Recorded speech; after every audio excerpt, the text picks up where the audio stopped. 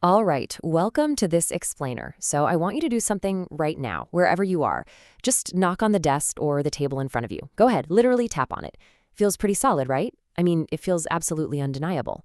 But what if I told you that the rock-solid solidity you're experiencing right now is, well, fundamentally an illusion? Today we're going to completely dismantle the physical world as you know it, and we're going to discover why reality literally requires just one thing to exist, one observer. And that observer is you.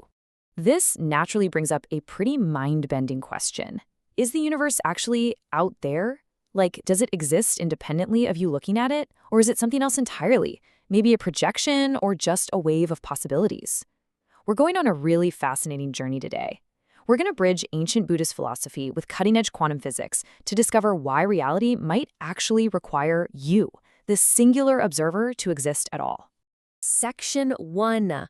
The illusion of solid matter. Section 2. Translating the four elements. Okay, let's dive into this. So for thousands of years, Buddhist philosophy has described the physical world using the four elements. But here's the secret. They aren't actually talking about literal dirt or puddles of water. They're talking about fundamental qualities of energy and matter. And what's crazy is that modern science describes these exact same physical forces, just using different words. For instance, the Buddhist earth element represents hardness, heaviness, and extension in space.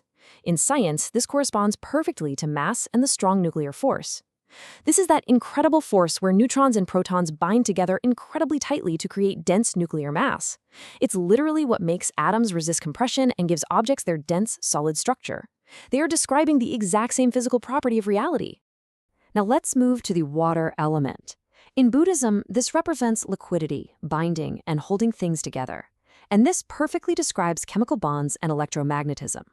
See, negative electrons and positive protons attract each other, right? They create this electromagnetic pole that binds atoms into molecules and physically holds liquids together. It is the exact reason a single drop of water clings to your finger instead of just scattering into the void. It's basically the absolute cosmic glue of the universe. Then we've got the fire element. Now, this isn't just a literal flame. In Buddhist thought, it's temperature, it's maturation, it's change. And this brilliantly translates to what modern science calls thermal energy and radioactive decay. At the atomic level, heat is quite literally just the speed of moving atoms. Furthermore, the weak nuclear force drives atomic decay, slowly transforming one element into another over time. So it's the fundamental engine of change, constantly driving the physical universe forward. Finally, we have the air element, which represents movement, vibration, and displacement. When we look at quantum fluctuation in physics, we see the exact same thing. Electrons constantly form these rapidly moving clouds around a nucleus, and subatomic particles vibrate continuously.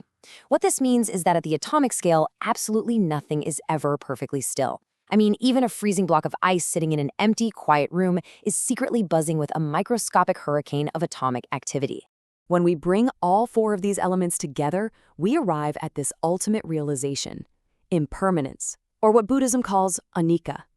Both ancient philosophy and quantum physics agree entirely that the universe is just not static.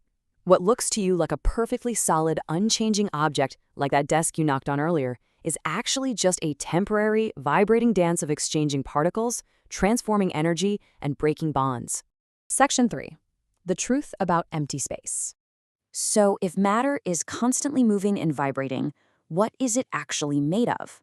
Let's zoom in from the macro world down to the incredibly tiny, invisible building blocks of matter.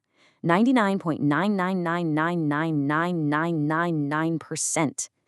Just let that sink in for a second. An atom is almost completely empty space. The device you're watching this explainer on, the chair you're sitting in, your own physical body, it is almost entirely composed of nothingness.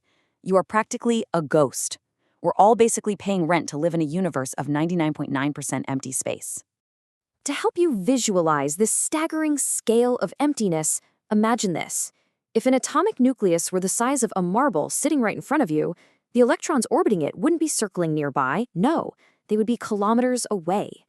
The vast expanse in between that marble and those distant electrons is just space, pure emptiness. This actually brings us to the profound Buddhist concept of shunyata, or emptiness.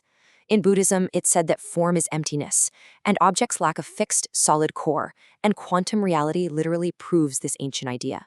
As the quote says, matter is essentially trapped energy, not solid stuff. What we perceive as a solid, unmoving object is really just localized, vibrating energy suspended in a massive, unimaginable void. Section 4.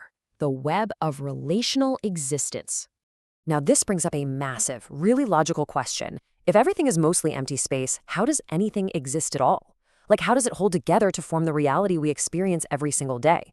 Well, it all comes down to relationships. Buddhism teaches pratitya samuppada, or dependent origination. It's the idea that absolutely nothing exists on its own. Everything arises dependent on causes and conditions. And modern science gives us the exact same concept through quantum entanglement. Particles become deeply linked and share states instantly across light years. They quite literally do not have independent properties outside of the relationship to each other. Building on that, Buddhism views the universe as an ungraspable, interconnected web of processes, not just a bucket full of isolated blocks. Quantum field theory reveals the exact same reality. And what's really interesting about this slide is that it shows particles, like electrons or quarks, aren't little solid things at all. They're just temporary ripples, localized excitations in underlying invisible cosmic fields that span the entire universe. It's all just one vast, interconnected fabric. Section 5. Why reality requires an observer. So how does an interconnected, invisible web of probabilities become the physical room you're sitting in right now? Well, this brings us to the famous double-slit experiment. It demonstrates that subatomic entities exist merely as waves of probability. They could be anywhere, doing anything. But the exact moment one observer measures or looks at them, bam, that probabilistic wave instantly collapses into a definite physical particle. Reality requires a witness to manifest physically. I mean, the act of observation itself is what forces the wave to collapse. And this flawlessly echoes the core Buddhist thought that mind and reality are absolutely inseparable. The universe doesn't just exist out there waiting for you. It is quite literally waiting for your specific consciousness to observe it into being. Section 6. The ultimate convergence. Man, what an incredible journey we've just taken. We've traveled from the illusion of solid mass to the immense power of conscious observation, which, let's be honest, requires a total paradigm shift. On the left side of our understanding, we have the outdated mechanical view, this idea of a fragmented universe of isolated, independent blocks. But on the right, the converged view, which is agreed upon by both ancient wisdom and quantum reality, reveals a deeply interconnected, fluid web. It's a reality of dependent origination that fundamentally requires an observer to exist. Which leaves us with a profound final question. If reality requires a witness to manifest physically, what role are you as that one vital observer playing in creating the universe right now? You aren't just some passive resident living inside a solid world. You are deeply, physically connected to the cosmic web, literally collapsing probabilities into existence just by opening your eyes. So how does that change the way you look at the world around you today? Keep exploring, and I'll see you in the next explainer.